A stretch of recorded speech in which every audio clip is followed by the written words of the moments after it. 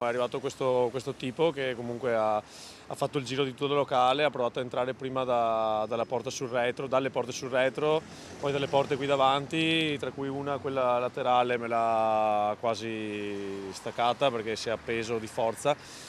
Non ha fatto grossi danni, però è più tutto il disagio che si sta creando qua attorno. Ieri sera alle 6:40 sono andati a rubare su 2 appartamenti adiacenti ai nostri, quindi noi abitiamo anche qua, ho famiglia, ho 2 bambini, quindi ho dei dipendenti anche da salvaguardare, perché persone così che arrivano all'1:30 di notte, quindi non ho un orario così, e non si fanno neanche il pudore che ci sia o non sia nessuno, a volto scoperto e quant'altro, chiaramente sono un pericolo. Ancora tentate spaccate nella notte. Stavolta è la zona del Put, tra Viale Cairoli e Viale Luzzatti, ad essere presa di mira. Prima al Bassanello di Alberto Furlan, il malvivente è arrivato già ubriaco e ha tentato di forzare le porte, anche scagliandoci contro il cavalletto di una bici trovato sul luogo, cominciando da quella sul retro, poi quella davanti, causando come al solito ingenti danni e poca refurtiva.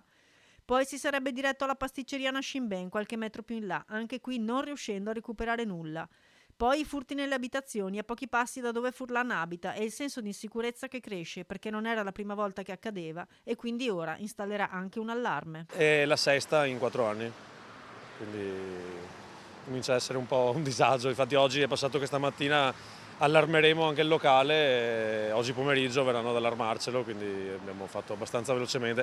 Ripeto, proprio per salvaguardare quello che è anche i miei dipendenti e noi stessi, perché a una certa ora chiudiamo, siamo dentro magari a finire di lavorare, di pulire e può arrivare chiunque. E mentre Furlan conferma che aderirà alla raccolta firme lanciata da Antonio Matruda per coinvolgere i commercianti, ma probabilmente non alla manifestazione, sale lo sconforto per come stanno andando le cose.